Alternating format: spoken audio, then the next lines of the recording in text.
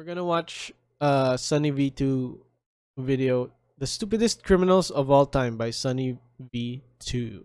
Matthew McNally and Joey Miller robbed a home in Iowa using masks drawn onto their faces with permanent black marker. Whilst on the run, the two discovered that permanent black marker doesn't rub off easily, leading to their simple arrest and embarrassingly stupid mugshots. However, these two still look like geniuses in comparison to some of the other idiots we'll be talking about as we discuss the stupidest criminals of all time. Take for example MacArthur Wheeler, who robbed two banks in broad daylight as he thought that pouring lemon juice on his face would make him invisible to cameras. When shown the bank surveillance footage, Wheeler refused to believe that he was visible, stating to officers, "But I wore the juice," believing that as long as he didn't come near a heat source, he should have been completely invisible.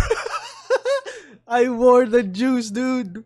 Where did he get that information where putting lemon juice on your face is gonna make you invisible to camera? What? Police concluded the Wheeler was not crazy or on drugs, just incredibly mistaken. Just very with dumb. The lemon juice mistake eventually costing Wheeler a 24.5-year prison sentence. However, if we're on the topic of terrible disguises, then we can't go past Dennis Hawkins, whose disguise as an old lady wasn't much better. His sweater accompanied fake boobs, a full beard, and fittingly clown pants. Bro, he didn't even shave for it. Like, did you really wanna disguise yourself? Be better.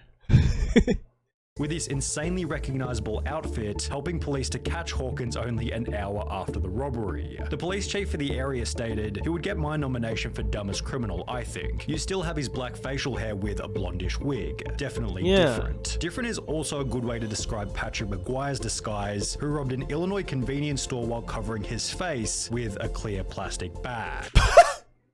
What the fuck? I don't know. The lack in IQ is crazy. I mean, I'm glad they get caught. I'm glad they're that stupid because they committed crimes and then they got caught. But bro, holy, how? He was only able to obtain $60 from the robbery. However, due to his extensive criminal history, he was sentenced to 15 years in prison for the stunt, meaning that he had to spend 1 year in prison for every $4 stolen from the store. Talk about a bad return. 15 years for $60. Who attempted to rob a bank in Florida by using his fingers curled up into a gun shape. The quote-unquote weapon was so non-threatening that the bank teller gave him only $120, after which he'd flee on foot before being caught by police only 10 minutes later. Then there was James Blankenship, who thought that's a wholesome robbery, I think. Because he was like, "Give me money."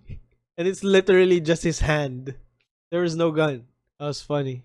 that robbery was legal as long as you did it at a certain time of day. Back in 2013, Blankenship broke into his own mother's home, after which the police were called, who would take to their Facebook page later that day to explain what had happened. He fled the scene upon seeing his mother. The male was located under the house hiding in a crawl space. When advised of his charges, he made the statement, "I thought you could only be charged with burglary if you break in during the night time." Blankenship was given 180 days in jail and ordered to pay a $100 fine, yet this wasn't the only time when a person was dumb enough to think that a law didn't apply to them. Because during the day you can just rob during the day. It's fine. You can just break in people's houses. How do these people exist? when Reuben Pavin was caught stealing from a charity thrift shop in New Hampshire, he'd state that he thought everything was free because of the name of the business, Finders Keepers. The sign did say Finders Keepers, so I took that DVD player, took it home, Pavin told the local TV station. A couple of weeks later, the stuff is still there on the porch, so I'm thinking to myself, Finders Keepers, they probably just put stuff out there for people to take. The business responded via Facebook. Well, that's the first one that made sense today in this video. That kind of makes sense because of the business name. Maybe.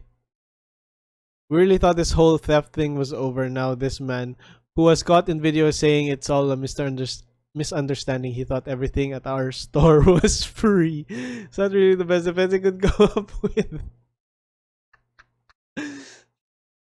I mean, it doesn't make it. Of course, it's obviously wrong, but you know, it was a better defense than the others.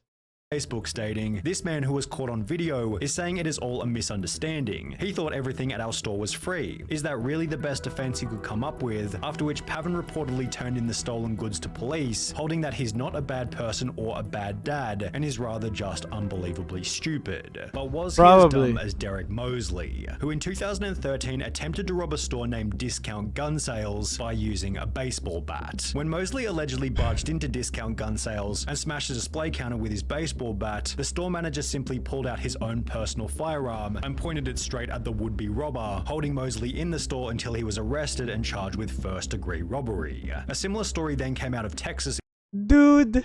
in July 2022 when a gun store was robbed at knife point, although this tale instead ended in a body bag as the robber was fatally shot by the store owner as he tried to exit with his loot. But what happens when you accidentally call 911 whilst committing a crime? Calling the police is probably a fairly common occurrence. However, for Carson Reinhardt and Nathan Teklemariam, it happened at the most unfortunate moment, specifically while they were breaking into a car. The alert dispatcher soon realized that the call was an accidental one, and moreover that the guys on the other end might be up to no good. For the next 35 minutes, the dispatcher stayed on the line, listening and gathering information, as Teklemariam and Reinhardt did the following: discovered a car that they thought they could burglarize, discussed how to break into the car, allegedly broke into the car, exclaimed in oh shit, and it's all recorded, car, became confused as to how and why a police car was following them, and reacted in disbelief when the arresting officer revealed that they'd been on the line to 911 the entire time. Scott Simon found himself in a similar situation, although under much more severe circumstances. Whilst on trial, I think that wasn't stupid.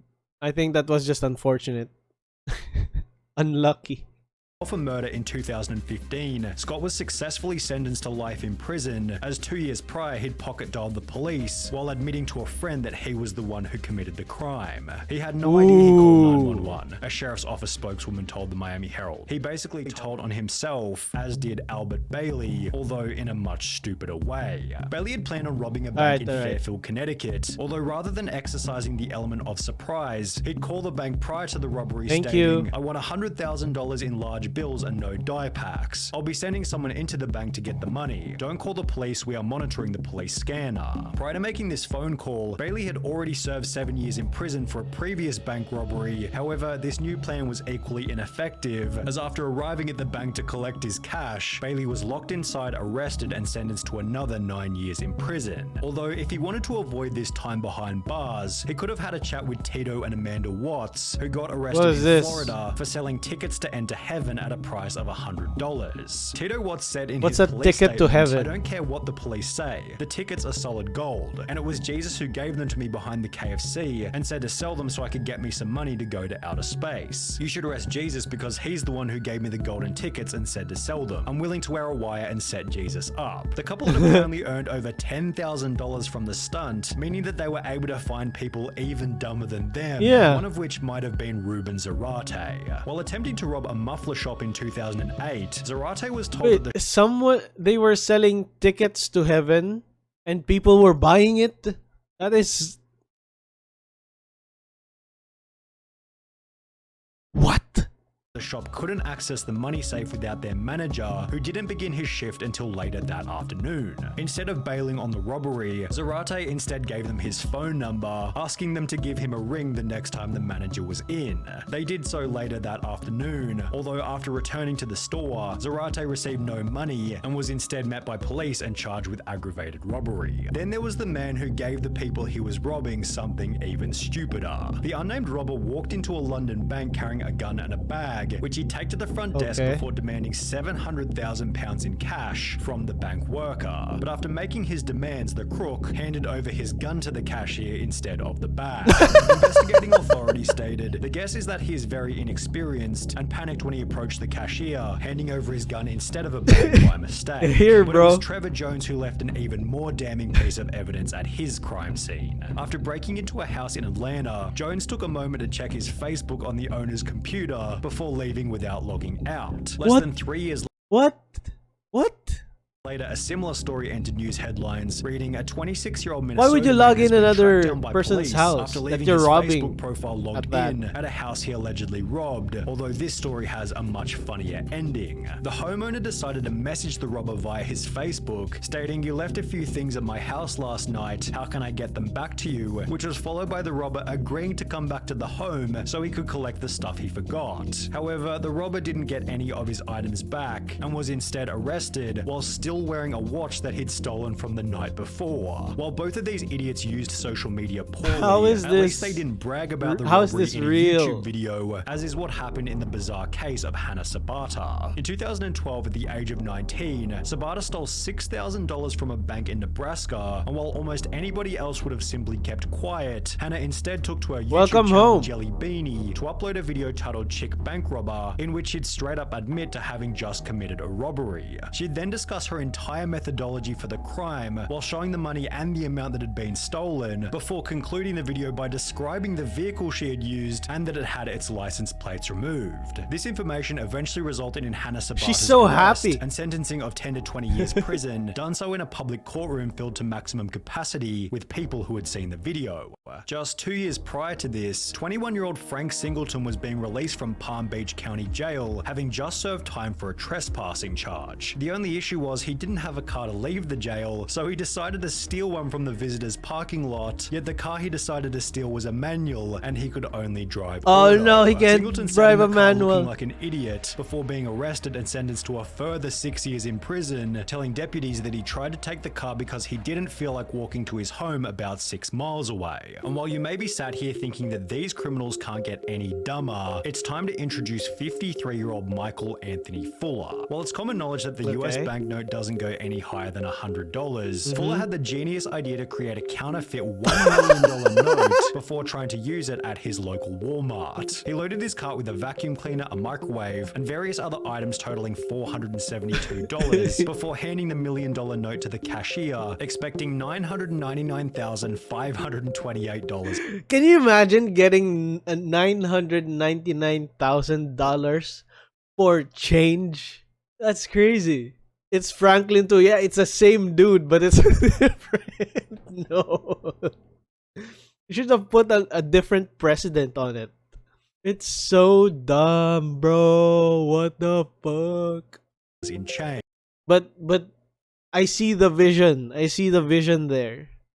Needless to say, Walmart wasn't able to facilitate this, and instead store staff called police. Fuller was later charged with attempting to obtain property by false pretense and uttering a forged instrument. It's so stupid. This one's really dumb because it's not the criminals were dumb, but the people they victimized were also dumb. It's these two.